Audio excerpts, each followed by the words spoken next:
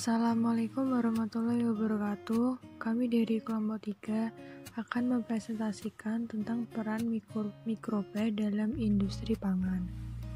Yang pertama ada Hilwi Dayanti, kedua ada Fani Alifah, ketiga ada saya Fitri Budiastuti, dan keempat ada Anissa Kurotunada.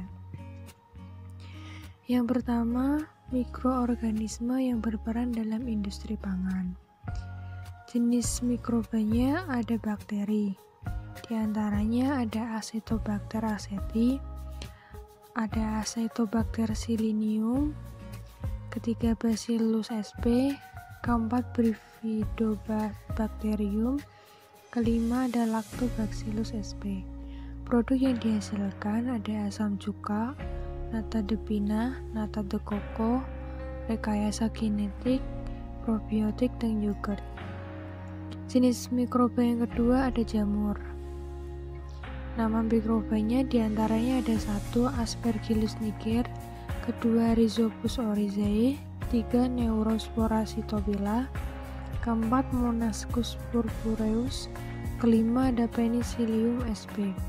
Produk yang dihasilkan ada asam sitrat, pembuatan tempe, pembuatan oncom, pewarna alami, dan antibiotik.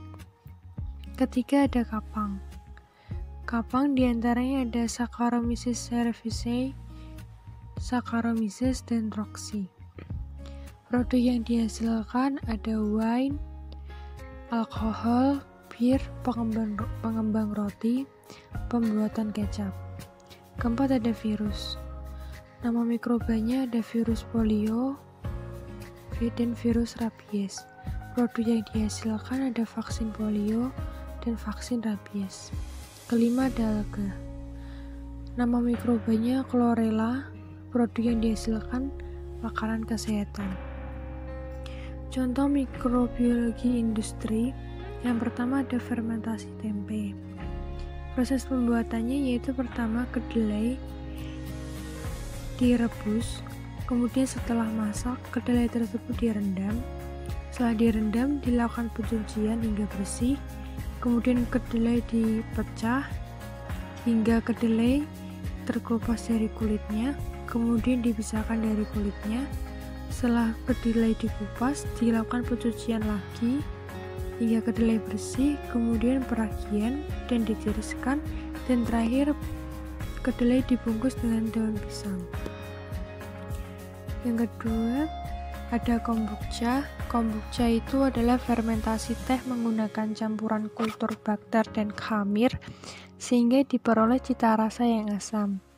Biasanya digunakan untuk mengatasi kesehatan seperti darah tinggi, rematik, kegemukan, dan lain-lain. Kedua ada nata de coco. Nata de coco adalah jenis nata dengan medium fermentasi air kelapa. Mikroba yang ada di dalam nata de coco ini adalah Acetobacter silinium. Yang keempat ada yogurt. Yogurt dihasilkan melalui fermentasi asam laktat. Yogurt memiliki nilai gizi yang lebih baik daripada susu. Pembuatan yogurt dimulai dengan pertumbuhan bakteri Streptococcus thermophilus. Yang kelima ada kecap. Kecap ini diperoleh dari perebusan kedelai yang difermentasi dan ditambahkan gula, garam, dan rempah. Kemudian ada tape. Tape ini diperoleh dari fermentasi mikroorganisme seperti kapang dan hamir. Kapang menghasilkan enzim amilolitik yang memecahkan amilums menjadi gula yang sederhana. Kemudian khamir berfungsi merombak gula tadi menjadi alkohol. Kemudian terakhir ada keju. Keju ini berasal dari penggumpalan protein susu. Dibuat melalui fermentasi dengan bantuan Streptococcus thermophilus, Lactococcus lactis, dan Leuconostoc mesenteroides. Penjelasan selanjutnya akan dijelaskan oleh Hilwi. Saya Hilwi Dayanti. Di sini saya akan menjelaskan faktor-faktor yang mempengaruhi mikroorganisme dalam industri. Faktor yang mempengaruhi pertumbuhan mikroba pada pangan dipengaruhi oleh berbagai faktor, dan setiap mikroba membutuhkan kondisi pertumbuhan yang berbeda. Pada kondisi yang optimum, untuk masing-masing mikroba, bakteri akan tumbuh lebih cepat dibandingkan dengan kapang atau hamir. Faktor-faktor yang mempengaruhi pertumbuhan mikroba pada pangan dibedakan atas dua kelompok. Yang pertama, karakteristik pangan yang meliputi aktivitas air atau awe, nilai pH atau keasaman, dan kandungan zat gizi. Yang kedua, kondisi lingkungan yang terdiri dari suhu, suplai, nutrisi, oksigen, dan kelembaban. Yang A. Aktivitas air atau AW. Aktivitas air menunjukkan jumlah air di dalam pangan yang dapat digunakan oleh mikroba untuk pertumbuhannya. Mikrobia mempunyai kebutuhan AW untuk pertumbuhannya. Di bawah AW minimal tersebut, mikroba tidak dapat tumbuh atau berkembang biak. Yang B. Keasaman atau kebasahan pH. Setiap organisme memiliki kisaran pH masing-masing dan memiliki pH optimum yang berbeda-beda. Kebanyakan mikroorganisme dapat tumbuh pada kisaran pH 8,0 dan nilai pH di luar kisaran 2,0 sampai 10,0 biasanya bersifat merusak. Dan yang C, suplai nutrisi. Mikroba sama dengan makhluk hidup lainnya memerlukan suplai nutrisi sebagai sumber energi dan pertumbuhan selnya. Unsur-unsur dasar tersebut adalah karbon, nitrogen, hidrogen, oksigen, sulfur, fosfor, zat besi, dan sejumlah kecil logam lainnya. Yang D. Suhu atau temperatur. Suhu merupakan salah satu faktor penting di dalam mempengaruhi dan pertumbuhan mikroorganisme.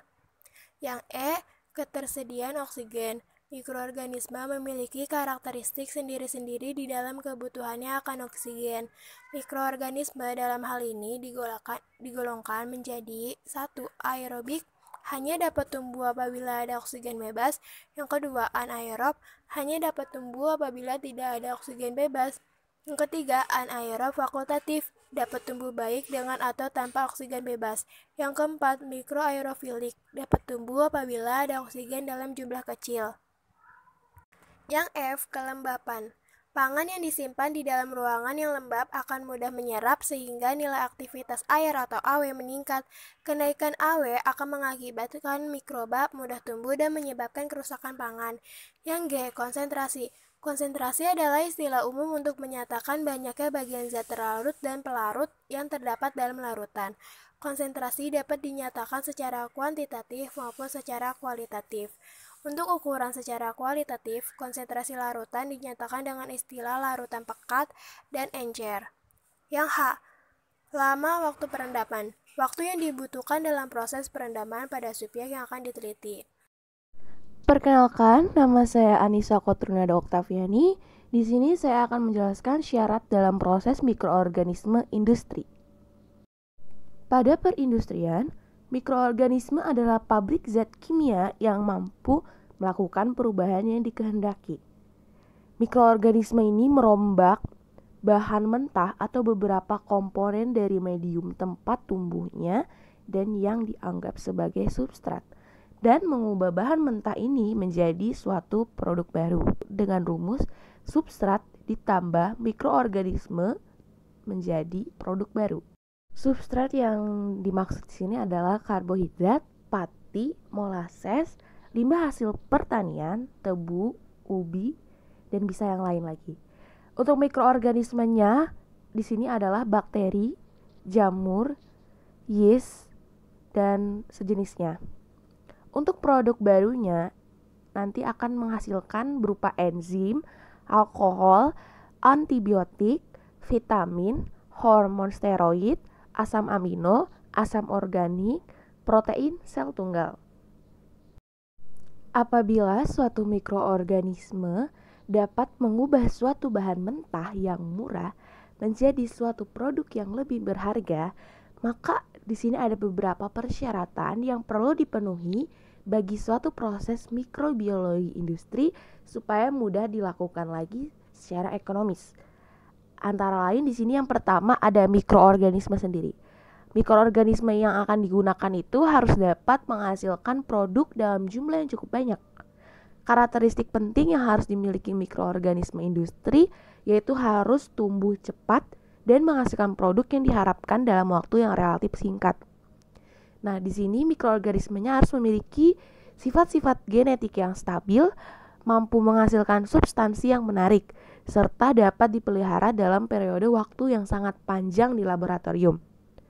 Mikroba yang digunakan dalam industri adalah kapang, kamir, bakteri, dan virus.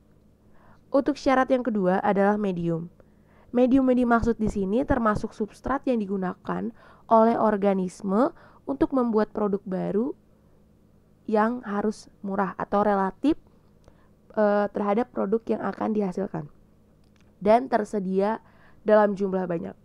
Misalnya, limbah yang mengandung nutrien dari industri persusuan atau air daddy dan industri kertas atau cairan limbah dari pemasakan kayu yang digunakan untuk menghasilkan bahan-bahan yang bernilai. Syarat yang ketiga adalah hasil. Hasil di sini adalah fermentasi industri yang dilakukan dalam tangki-tangki yang besar kapasitasnya, dapat mencapai 200.000 liter.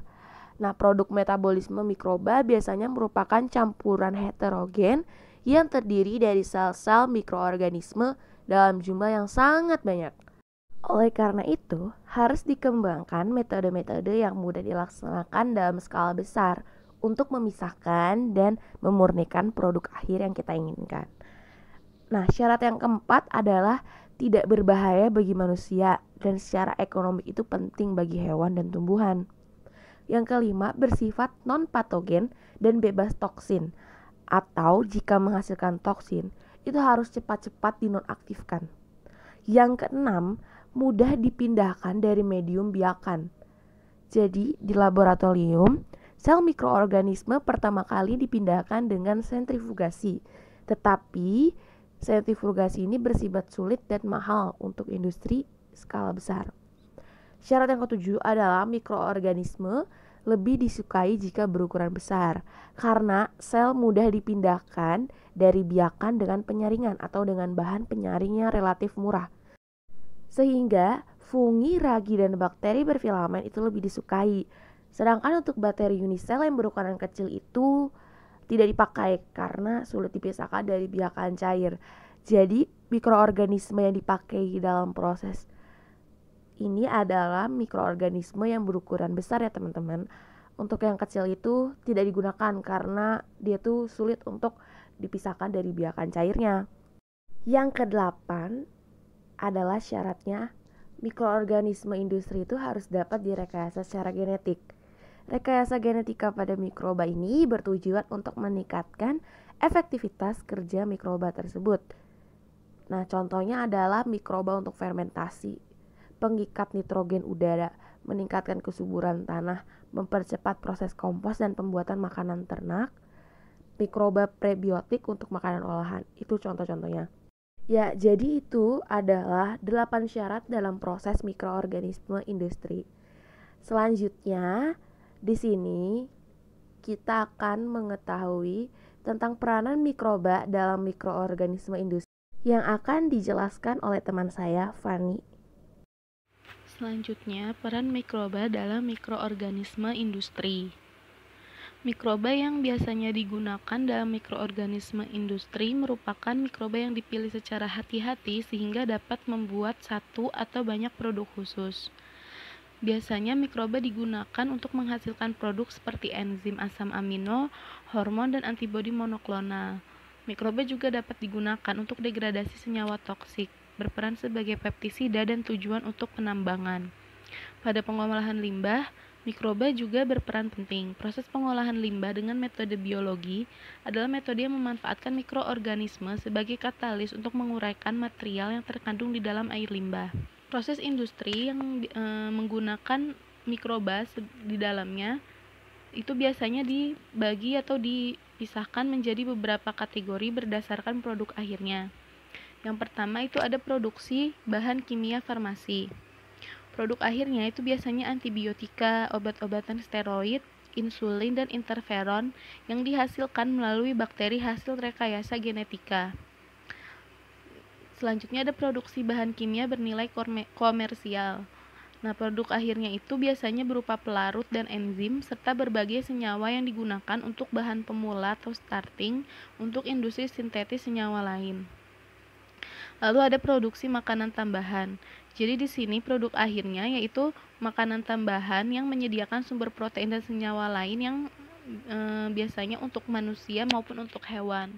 Jadi di sini makanan-makanan yang prosesnya itu menggunakan misalnya kayak ragi, bakteri untuk fermentasi dalam proses pembuatan makanannya. Selanjutnya ada produksi minuman alkohol, yaitu pembuatan bir, wine, atau produksi minuman alkohol lainnya. Selanjutnya produksi vaksin.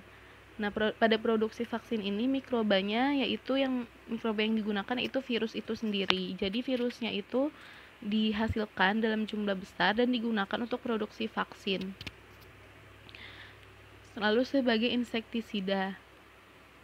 Pada mikroba yang biasanya digunakan sebagai insektisida ini biasanya spesies bakteri Bacillus, bisa Bacillus larvae, Popiliae, atau Thuringiensis. Nah, spesies bakteri tersebut, spesies Bacillus ini biasanya bisa mematikan larva Lepidoptera seperti ngengat, kupu-kupu, kutu loncat, atau bisa juga ulat, kubis, dan sarang ulat. Lalu penggunaan dalam industri perminyakan dan pertambangan. Pada pertambangan, mikroba itu biasanya digunakan untuk meningkatkan perolehan kembali logam dari biji berkadar rendah. Dan pada perminyakan itu biasanya digunakan untuk perbaikan perolehan minyak dari sumur-sumur bor. Sekian penjelasan dari kelompok kami. Apabila ada kesalahan mohon dimaafkan. Assalamualaikum warahmatullahi wabarakatuh. Terima kasih.